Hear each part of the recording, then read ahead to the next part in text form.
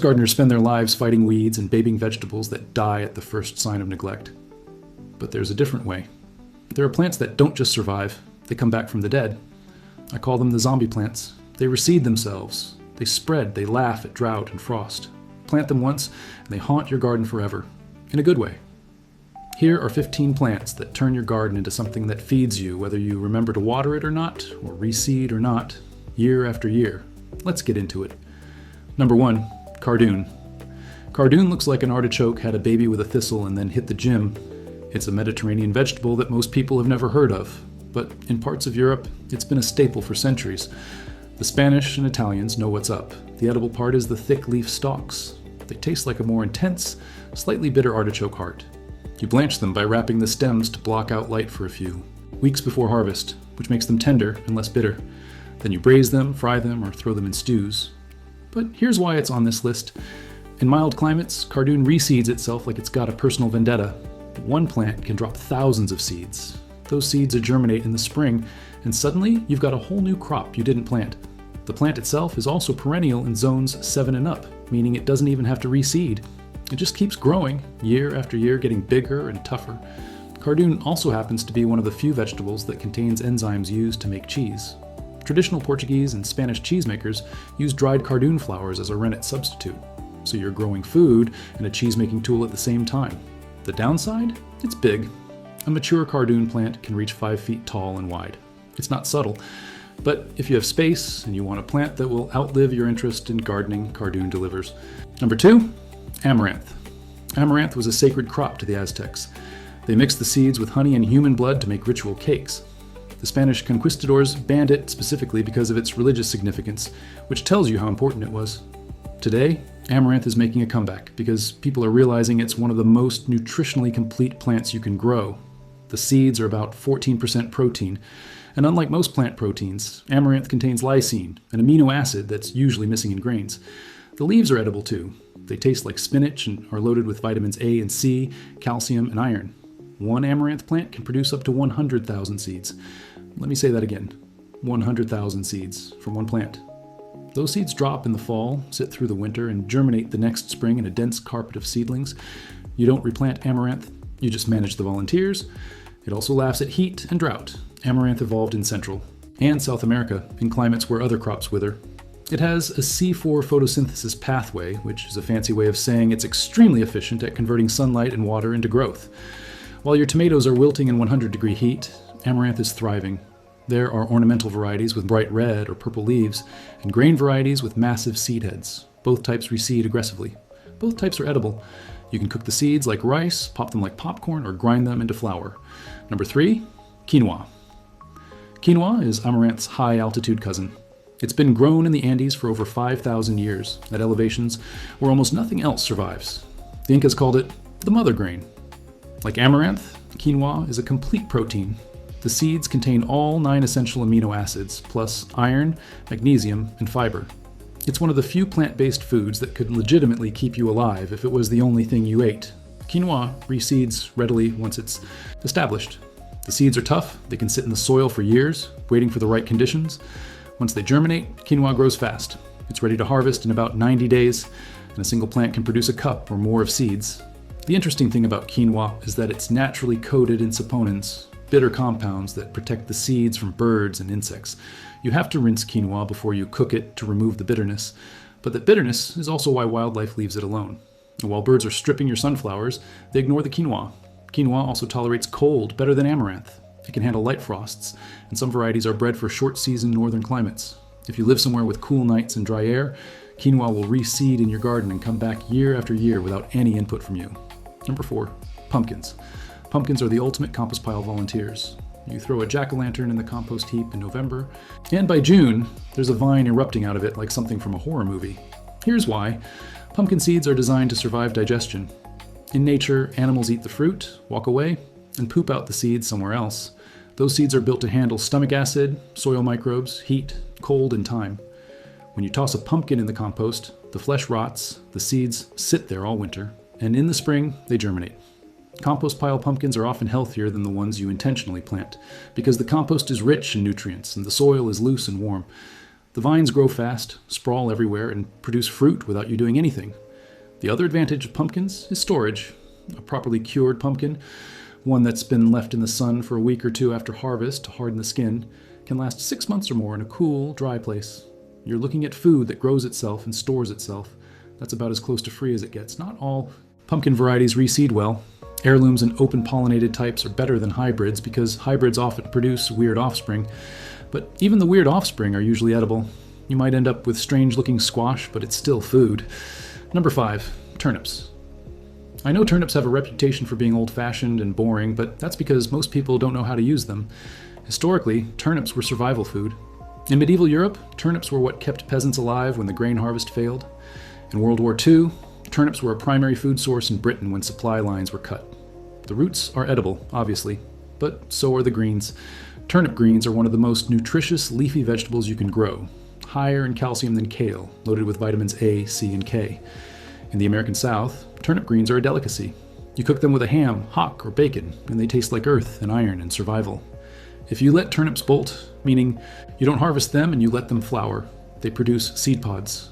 Those pods are also edible when young and tender. Then the plant drops seeds, which germinate in the fall or the following spring, and you have more turnips. Turnips grow fast. You can plant them in early spring or late summer and have edible roots in 40 to 60 days. They tolerate cold. Some varieties get sweeter after a frost. And because they reseed, you can create a cycle where you always have turnips coming up somewhere in the garden. And the trick is to let a few plants bolt every year. Most people pull all their turnips, which breaks the cycle. If you leave 2 or 3 plants to go to seed, you'll have volunteers forever. Number 6, arugula. Arugula is the gateway drug to self-seeding gardens. It's easy, it's fast, and once it's in your garden, it's never leaving. Arugula grows from seed to salad in about 3 weeks. You can cut the leaves, and they grow back. You can ignore it, and it keeps growing. When the weather gets hot, arugula bolts and produces white flowers with purple veins. Bees love the flowers. Then the flowers turn into seed pods. Those pods dry, split open, and launch seeds everywhere. By late summer, you'll have arugula seedlings popping up in cracks in the pavement between rows of other vegetables in the compost pile. The seeds are small and light, and they spread easily. One mature arugula plant can produce thousands of seeds. The flavor of arugula intensifies as it matures. Young leaves are mild and peppery. Older leaves taste like horseradish mixed with black pepper. Some people hate it, some people love it. Either way, it's free food that requires zero work. Arugula is also a winter crop in many climates. It germinates in cool weather, grows through the fall, and in mild winters, it keeps producing all season. While your summer garden is dead, arugula is still green. Number 7, chicory. Chicory is one of those plants that people either don't recognize or actively hate, which is a shame because it's incredibly useful. The roots are what most people know chicory for. Roasted chicory root was used as a coffee substitute during the American Civil War and World War II. It's still used today in New Orleans style coffee. The roots are also edible when young and cooked. They taste like a bitter parsnip. The leaves are where the real value is. Chicory leaves are used in salads in Europe, especially in Italy, where they're called radicchio or catalogna, depending on the variety. They're bitter, but that bitterness is what makes them interesting. You can blanch them by covering the plant to block out light, which reduces the bitterness and turns the leaves pale yellow. Chicory reseeds aggressively. Once you have it, you'll always have it. The plant sends up a tall flower stalk in the summer covered in bright blue flowers, one of the few truly blue flowers in the vegetable world. Those flowers turn into seeds, the seeds drop, and in the spring, you have more chicory. Wild chicory grows along roadsides across North America. You've probably seen it and not known what it was. That same plant can be cultivated in your garden and will behave exactly the same way. It shows up, it produces, and it doesn't ask for help.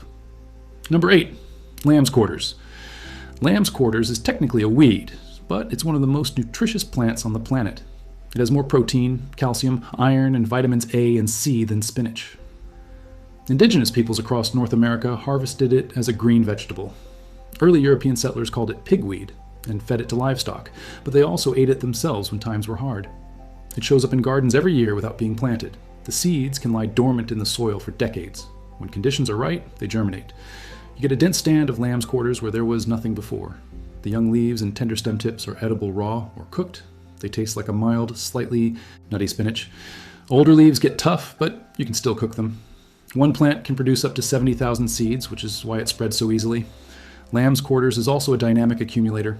meaning it pulls nutrients from deep in the soil and concentrates them in its leaves. When the plant dies or you cut it down, those nutrients return to the topsoil. It's basically a free fertilizer factory. The only downside is that lamb's quarters contains oxalic acid, which can interfere with calcium absorption if you eat massive quantities. But so does spinach. Cooked, the oxalic acid is reduced. In normal amounts, it's not a concern. Number 9, cosmos. Cosmos is the only purely ornamental plant on this list, but it earns its place for one reason: pollinators. Cosmos flowers attract bees, butterflies, and beneficial insects like hoverflies, which eat aphids. A garden full of cosmos is a garden with a healthy insect population, which means better pollination for your vegetables and natural pest control. I also personally think that they are very beautiful. The flowers are also edible. They're mild, slightly sweet, and they look beautiful on a salad or cake. But the real value is in the reseeding. Cosmos is an annual, but it reseeds so aggressively that it might as well be perennial. One plant can produce hundreds of seeds. Those seeds drop in the fall, survive the winter, and germinate in the spring. Within a few years, you'll have cosmos everywhere. The plant is also nearly indestructible. It tolerates poor soil, heat, drought, and neglect. It blooms from midsummer until frost. While your carefully planted annuals are dying, cosmos is thriving. In Mexico, where cosmos is native, it grows wild in fields and along roadsides. That same toughness translates to your garden. Number 10, purslane. Purslane is another plant that most people think of as a weed. But it's a weed with more omega-3 fatty acids than any other leafy vegetable. It also has vitamins A, C, and E, plus magnesium, calcium, and potassium. It's a succulent, which means it stores water in its thick, fleshy leaves and stems. That's why it survives drought. While your lettuce is wilting, purslane is perfectly happy. The flavor is mild and slightly tangy with a crunchy texture. You can eat it raw in salads, cook it like spinach, pickle it, or add it to soups. In the Middle East and Mediterranean, purslane is a common vegetable. In Mexico, it's called verdolagas, and it's used in stews and tacos. Purslane reseeds prolifically. One plant can produce over 50,000 seeds. Those seeds are tiny, almost like dust, and they spread everywhere. They also remain viable in the soil for years, sometimes decades. You might weed out all your purslane one year, and it'll come back the next from seeds that were sitting dormant. There are two types: wild purslane, which has small leaves and sprawls along the ground, and cultivated purslane, which has larger leaves and grows more upright. Both reseed. Both are edible. The cultivated types are easier to harvest because the leaves are bigger. Number 11, red orach. So this one is, in my opinion, one of the most underrated vegetables in the world. It's also called mountain spinach, and it's been grown in Europe and Asia for centuries as a spinach substitute. The leaves are deep red to purple, which makes the plant ornamental as well as edible. You can use it in salads for color, or cook it like spinach. The flavor is mild, slightly earthy, with none of the bitterness that some greens have. The plant grows tall, up to 6 feet, and produces massive seed heads. Those seed heads drop thousands of seeds, which germinate the following spring. Once you plant orach, you'll have it forever. It's also a cool season crop, which means it grows in spring and fall when other greens are struggling. It tolerates light frost and keeps producing long after spinach has bolted. Orach is also salt tolerant. If you live near the coast or in an area with alkaline soil, orach will grow where other vegetables fail. That's why it's called mountain spinach. It grows in harsh, high altitude conditions. The red pigment in the leaves is from betulins, the same compounds found in beets. Those pigments have antioxidant properties. You're getting nutrition and medicine from the same plant. Number 12, leaf lettuce that are heirloom. Most lettuce is babied. It needs cool weather, consistent water, and protection from heat. But there are heirloom varieties that break that pattern. Oak leaf, black-seeded Simpson, and deer tongue are all heirloom lettuces that reseed readily if you let them bolt. The trick is to plant them early, harvest the outer leaves, and then leave 1 or 2 plants to go to seed. Lettuce produces a tall flower stalk covered in small yellow flowers. Those flowers turn into seeds, and the seeds drop. In the fall or the following spring, you'll have lettuce seedlings everywhere. Heirloom varieties are also more heat tolerant than modern lettuces. They'll still bolt in hot weather, but they take longer to do it. That gives you a longer harvest window. The other advantage of heirloom lettuce is flavor. Modern lettuce has been bred for shipping and shelf life, which means it's mostly water. Heirloom varieties have more flavor, sometimes bitter, sometimes nutty, always more interesting than iceberg. If you save seeds from your best plants, the ones that didn't bolt early or get eaten by slugs, you're essentially breeding a lettuce variety that's adapted to your specific garden. Over a few years, you'll have a strain that thrives in your conditions. Number 13, Salsify, also called oyster plant. Salsify is a root vegetable that almost nobody grows anymore, which is a shame because it's one of the few vegetables that tastes like seafood. The root looks like a long, thin parsnip. When you cook it, it has a flavor that people describe as oyster-like, hence the name oyster plant. It's mild, slightly sweet, with a texture similar to a cooked oyster or artichoke heart. Salsify was common in European gardens in the 1800s. Then it fell out of favor because it's slow to grow and hard to harvest. But those same qualities make it a survivor. Salsify is a biennial. The first year it grows a rosette of grass-like leaves and develops the edible root. The second year, it sends up a tall flower stalk with purple flowers that look like giant dandelions. Those flowers turn into seed heads, big fluffy puffballs like dandelion seeds. The wind catches them and spreads them everywhere. Once Salsify is established in your garden, it reseeds itself indefinitely. You don't have to replant. You just harvest roots from the volunteers. The roots can stay in the ground all winter and be harvested in early spring. That makes Salsify one of the few vegetables you can harvest when everything else is dormant. Number 14, Tomatillos. Tomatillos and ground cherries are related plants, both in the Physalis family. Both of them are reseeding champions. Tomatillos are the base of green salsa. The fruit grows inside a papery husk, and when it's ripe, the husk splits open. If you don't harvest them all, and you won't because they're prolific, the fruits drop, rot, and the seeds germinate the next spring. One tomatillo plant can produce hundreds of fruits. Each fruit contains dozens of seeds. Do the math. Within a few years, tomatillos will be sprouting in every corner of your garden. But be careful, as this one can almost become invasive, so be ready to eat a lot of that little fruit. Ground cherries are smaller and sweeter. They taste like a pineapple-flavored cherry tomato. They also reseed aggressively. The fruit drops to the ground inside the husk, which protects the seeds through the winter. In the spring, you'll have ground cherry seedlings everywhere. Both plants are in the nightshade family, which means they tolerate a wide range of conditions. They grow in full sun or partial shade. They handle heat. They handle drought once established. And once you have them, you'll never not have them. The one caution: tomatillos and ground cherries can cross-pollinate with each other, which sometimes produces weird hybrids. Usually those hybrids are still edible, but they might not taste exactly like the parent plants. Number 15, Tatsoi. Tatsoi is a Chinese cabbage that forms a beautiful rosette of dark green, spoon-shaped leaves. It's one of the most cold, hardy greens you can grow. It survives hard frosts and even light snow. The flavor is mild and slightly mustardy. Less intense than arugula, but more interesting than lettuce. You can eat it raw in salads or cook it in stir-fries, soups, or braises. And when the weather warms up, Tatsoi bolts and produces yellow flowers on tall stalks. Those flowers are also edible. They taste like a mild broccoli. Then, the flowers turn into seed pods, and the seeds drop. Tatsoi recedes readily in cool weather. In many climates, it will germinate in the fall, overwinter as small plants, and then grow rapidly in early spring. You get a harvest before anything else in the garden is awake. Other Asian greens behave the same way. Mizuna, pak choi, mustard greens. They all bolt when stressed by heat. They all produce copious seeds, and they all reseed if you let them. The advantage of these greens is speed. From germination to harvest, you're looking at 30 to 45 days. That's faster than most vegetables. And because they reseed, you can have continuous harvests without replanting. These aren't the vegetables you see in gardening magazines. They're not neat, they're not controlled, and they don't fit in a tidy raised bed. But they're also the plants that will keep producing when you forget to water, when the weather turns brutal, or when you just don't have time to fuss over a garden. Plant them once. Let them go to seed. Step back. In a few years, you'll have a garden that runs itself. That's not laziness. That's working with nature instead of against it. That's it for today, and I'll see you in the next one.